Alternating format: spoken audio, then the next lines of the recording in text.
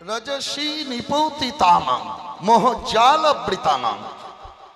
রজসী অন্ধকারে পতিত মোহজালে আবৃত, নিপৌতিতানাং মোহজালবৃতানাং। জন্ম মরণ দোলা দুর্গ সংসার গানানাম। জন্ম মৃত্যুর দোলারূপ দুর্গে আন্দোলিত। শরণম শরণনমিকা ইবাতুরানাম।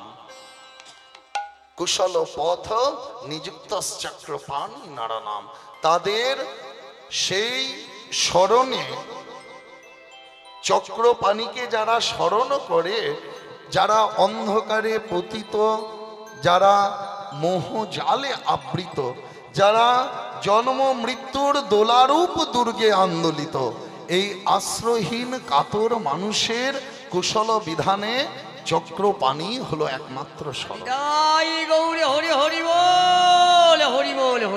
জীব যখন আর্ত হয় যুগে যুগে, তখন সেই জীব নির্গুণ চক্রপাণির শরণাপন্ন হয়।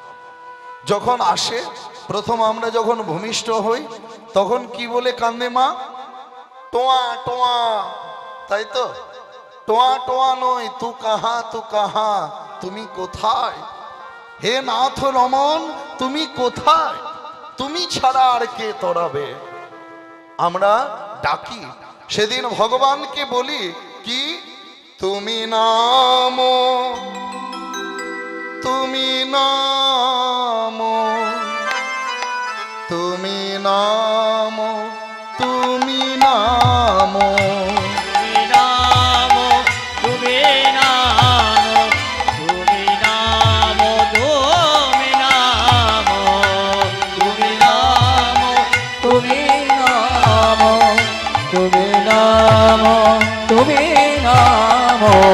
তুমি আনন্দ, তুমি মুকুন্দ, রাম নারায়ণ, তুমি গোবিন্দ।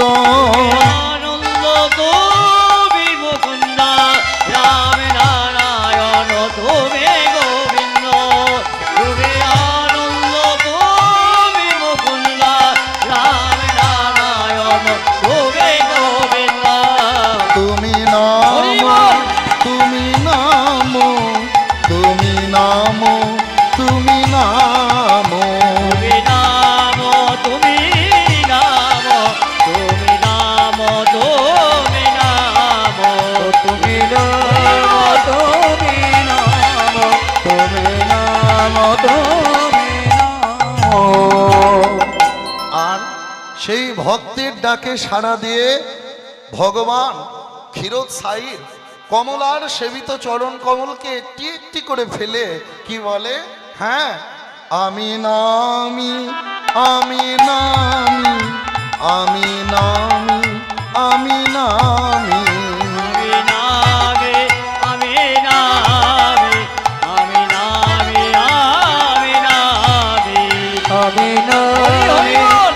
আমি নামি, আমি নামি, আমি নামি, আমি নামি, আমি নাম, আমি নামি, আমি নাম, নামি নামি, আমি নামি, আমি নামি, আমি নামি, আমি নামি,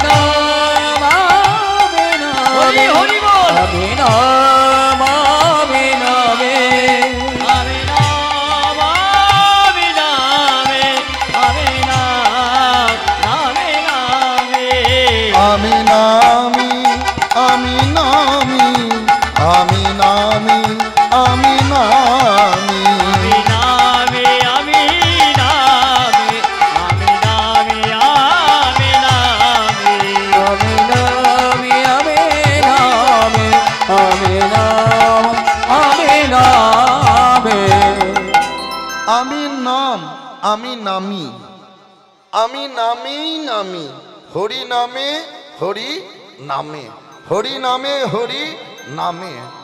তা ভগবান আমার যুগে যুগেই আসেন। কেমন?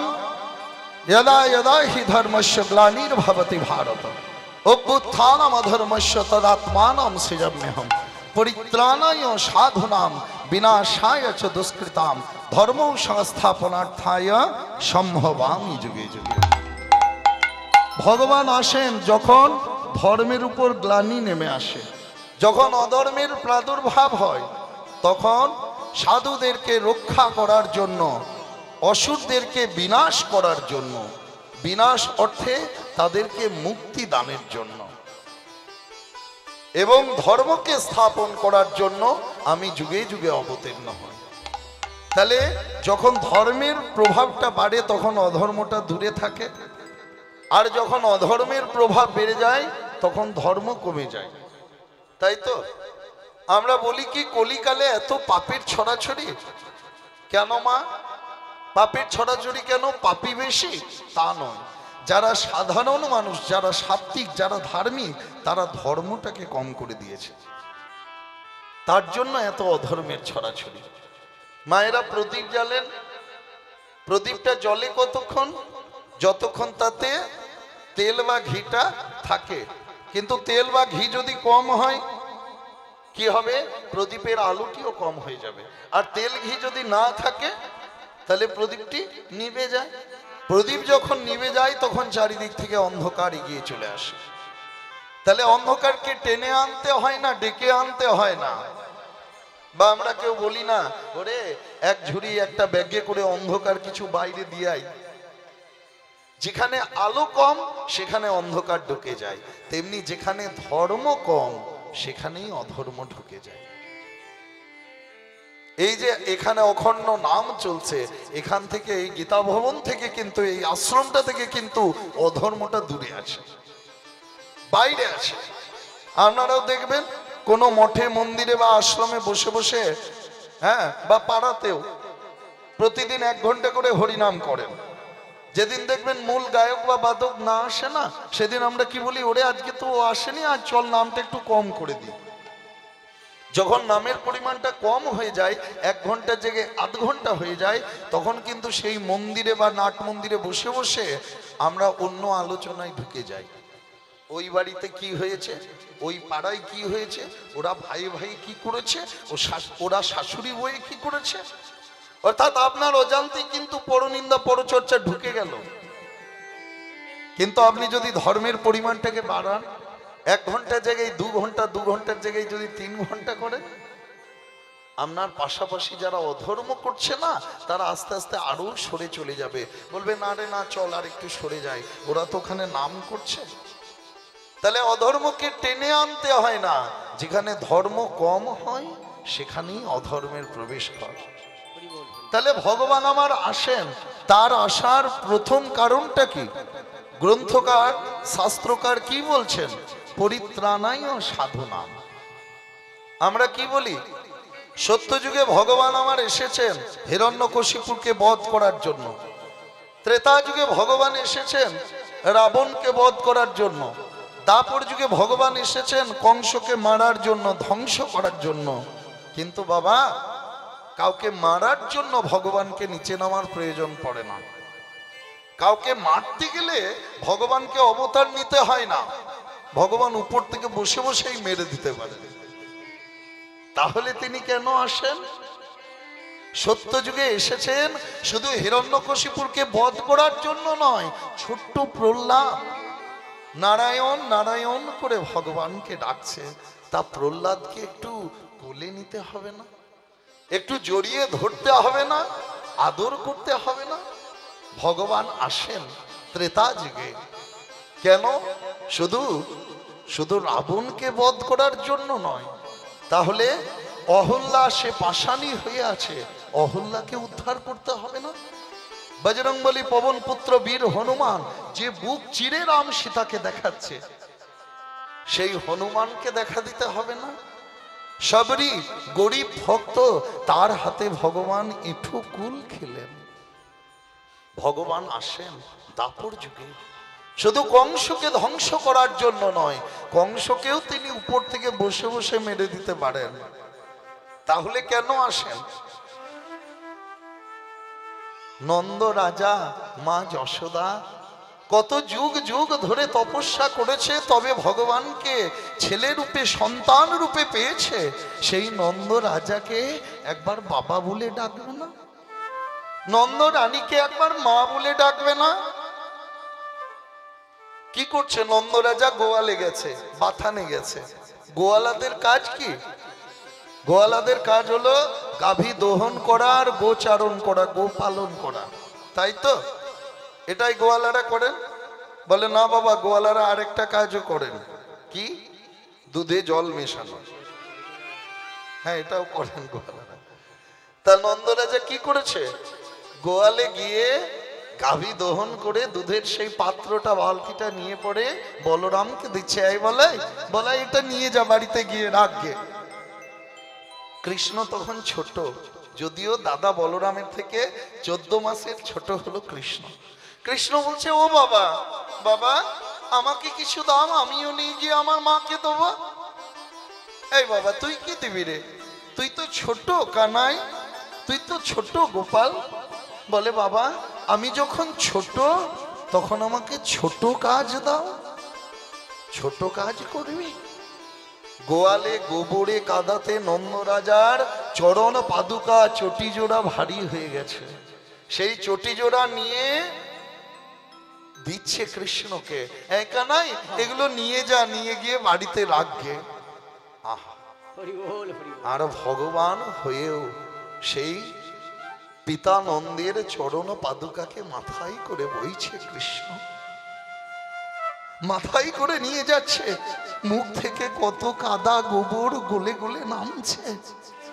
মা যশোদা দেখছে তার বাছার বদন থেকে কাদা গোবর গলে গলে নামছে। তাড়াতাড়ি গোপালকে কাছে টেনে নিয়ে আঁচল দিয়ে সেই বদনকে মুছিয়ে দিচ্ছে। তাহলে একই পায়ের ধুলো, স্বয়ং ভক্ত মাখছেন, স্বয়ং ভগবান মাখছেন। তা সেই নন্দ রানীকে, নন্দ রাজাকে একবার পিতা বলবে না? নন্দ রানীকে একবার মা বলে ডাকবে না? শ্রীরাম সুদাম দাম্য সুদাম সখারা কি করছে? গাছের থেকে ফলটা পেরে আগে নিজেরা খাচ্ছে, তারপর কৃষ্ণকে দিচ্ছে। এই কানাই, কানাই নে, এটা খেয়ে দেখ, চেখে দেখ। আরে এটা মিঠা আছে, মিষ্টি বটে, তেতো নয়, তিতা নয় রে। ভগবান হয়েও সখাদের সেই এঁঠোটা খাচ্ছে কৃষ্ণ। যখন তিনি দ্বারকাধিপতি, দ্বারকার রাজা, দ্বারকার সিংহাসনে আসেন, তারই এক ভক্ত বন্ধু মিতা সখা সুদামা দূর থেকে ডাক দিচ্ছে, কৃষ্ণ কৃষ্ণ রে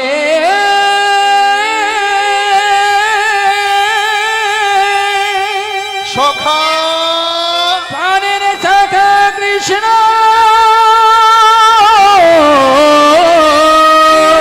ওরে একবার দেখা দে, দেখা দে ভাই, প্রাণের ভয় কৃষ্ণ।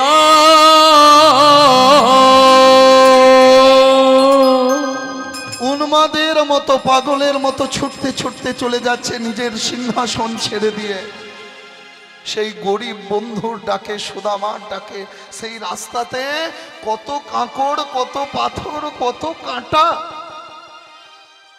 কোমলাতে সুকোমল চরণকে সেই কাঁকড়ে পাথরে কাঁটায় ফেলে গিয়ে সুদামাকে জড়িয়ে ধরছে।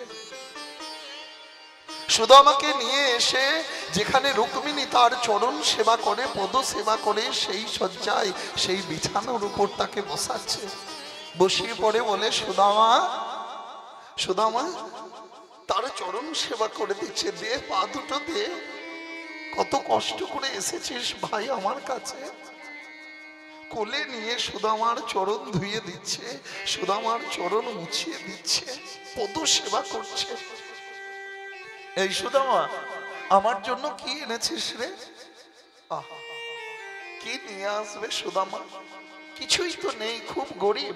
তার স্ত্রী বলেছে, যাও না, যাও না তোমার বন্ধুর কাছে, তোমার বন্ধু তো এখন রাজা, তোমার বন্ধু দেখতে পায় না যে আমরা খেতে পাই না, এক কোনা চাল, এক কোনা ডালও নেই, যাও তোমার বন্ধুর কাছে কিছু নিয়ে এসো।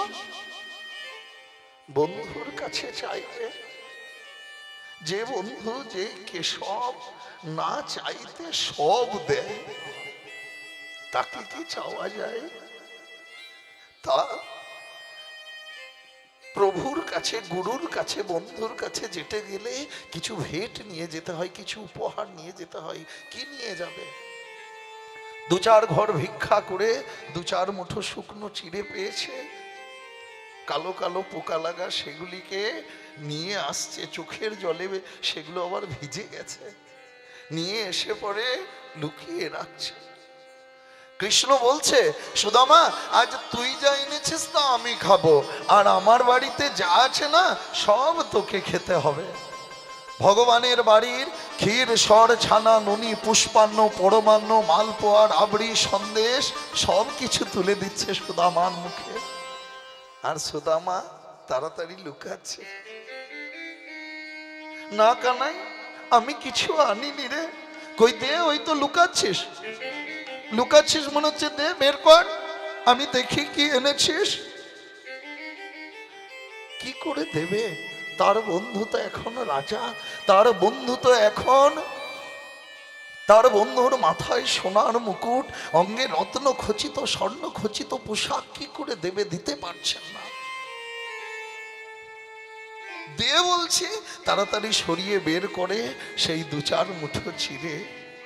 ও আমার জন্য কতদিন খাইনি, সখা দিয়ে খায়। ভগবান খাচ্ছে আর তার মুখে সেই হাসিটা লেগেই আছে, জগৎ মোহন করা সেই হাসি। বলছে এই দুনিয়ার, এই গোটা বিশ্বের যা ক্ষমতা, তার 100 গুণ বেশি ক্ষমতা আছে দেবরাজ ইন্দ্রের হাতে। দেবরাজ ইন্দ্রের যা ক্ষমতা বাবা, তার 1000 গুণ বেশি ক্ষমতা আছে বজরংবলী হনুমানের হাতে। বজরংবলী হনুমানের যা ক্ষমতা, তার 1,00,000 গুণ বেশি ক্ষমতা আছে বলরাম চাঁদের আঙ্গুলে। আর বলরাম চাঁদের আঙ্গুলের যা ক্ষমতা, তার 1 কোটি গুণ বেশি ক্ষমতা আছে কৃষ্ণচন্দ্রের হাসিতে। যখন কৃষ্ণ তার ওই বাঁধুলি ফুলের মতো অধর দিয়ে, ঠোঁট দিয়ে, কুন্দ ফুলের মতো দাঁত বের করে যখন হাসে না, এই জগতের লোক তার জন্য পাগল হয়ে যায়। কুরুক্ষেত্র যুদ্ধে ভীষ্ম অর্জুনকে বলছে, অর্জুন তুই যে ছলনাটা আমার সঙ্গে করেছিস, সেই ছলনাটা আর কেউ করেনি যেটা তুই করেছিস। অর্জুন বলছে, দাদু ভাই, পিতামহ, আমি আমি তোমার সঙ্গে ছলনা করেছি? না তো, না তো, আমি কোনো ছলনা করিনি। যুদ্ধে যাওয়ার আগে আমি তোমাকে প্রণাম করে যাই, যুদ্ধ থেকে এসে আমি তোমাকে প্রণাম করি। কি ছলনা করেছি আমি তোমার সঙ্গে? অবশ্যই করেছিস অর্জুন, অবশ্যই ছলনা করেছিস। কেন? তোর বাণগুলো যখন এসে আমার সেনাদেরকে মারে না, কৌরব পক্ষের সেনাদেরকে যখন মারে, তখন দুর্যোধন আমাকে বলে, পিতামহ, দাদু ভাই, তুমি ইচ্ছে করে অর্জুনকে মারছ না, তুমি চাইলে একটি বাণে অর্জুনকে শেষ করে দিতে পারো, কিন্তু তুমি ইচ্ছে করে অর্জুনকে মারছ না। তখন আমি ক্রোধে অন্ধ হয়ে যাই, যে সত্যিই তো যুদ্ধক্ষেত্রে এসেছি, ব্যাটেল ফিল্ডে, যুদ্ধক্ষেত্রে তো যুদ্ধ করাই আমার কাজ, ক্ষত্রিয়ের কাজ। তখন আমি ক্রোধে অন্ধ হয়ে তুন থেকে বাণ নিয়ে গণ্ডিতে জুড়ি, যে এই বাণী আমি অর্জুনকে মারবো, এই বাণী আমি অর্জুনকে শেষ করব। কিন্তু যখন তোর দিকে অর্জুন বাণটা জুড়ি না, তখন তোর ওই রথের সামনে বসে থাকা তোর ওই গাড়ির ড্রাইভারটা, ওই রথের সারথি, রথের চালক, ওই যার মুখটা বাঁকা, ওই যার অঙ্গ বাঁকা, ওই যার ভঙ্গি বাঁকা, ওই কালো রঙের লোকটা আমার দিকে তাকিয়ে এমন হাসি হেসে দেয়, অর্জুন আমার মনে হয় না যে তোকে বাণ মারি, আমার কি মনে হয় জানিস, তোকে জড়াইয়ে জড়াইয়ে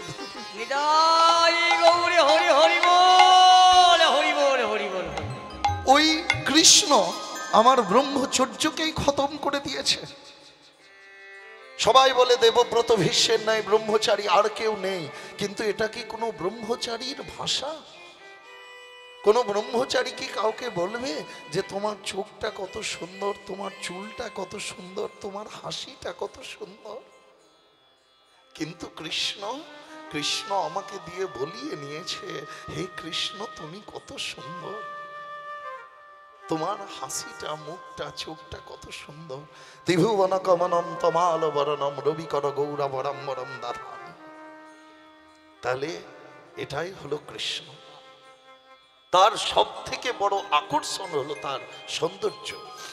দ্য মোস্ট অ্যাট্রাকটিভ কোয়ালিটি, সব থেকে বড় আকর্ষণ ইজ আনলিমিটেড বিউটি, অপূর্ব সৌন্দর্য। ভগবান শুধু আমার সুন্দর নন, he is not only beautiful, সৌন্দর্যের আকর, বিউটি ইনকারনেশন, যার থেকে সমস্ত সুন্দরের জন্ম। তাহলে ভগবান আমার আসেন চারটি কারণে: আবেশ, প্রাভব, বৈভব, পরাবস্ত, এই তার অবতারের ভাগ। তিনি কখনো আসেন সাধু রক্ষা করার জন্য, কখনো আসেন অসুরদেরকে দমন করার জন্য, কখনো আসেন মহদাদিকে উৎপাদন করার জন্য, কখনো আসেন ধর্মকে রক্ষা করার জন্য। এই হলো কৃষ্ণচন্দ্র। তা যখন ত্রাহি ত্রাহি শব্দে সবাই ডাকতে লাগলো, গর্জন করতে লাগলো সবাই, হে কৃষ্ণ তুমি রক্ষা করো, ধরা কাঁদছে, ধরা কাঁদছে, গাভী রূপ ধারণ করে, এদিকে সকলেই কাঁদছে। তখন এদিকের পরিস্থিতিটা কেমন?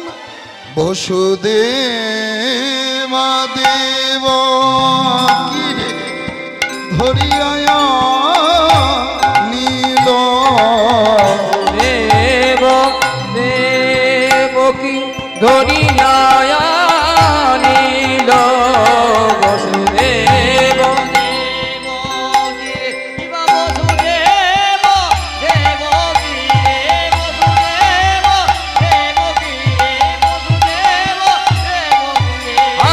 বসুদেব দেবকী ধরিয়া নীল, কারাগারে বন্দি করে বুকে শিলা দিল।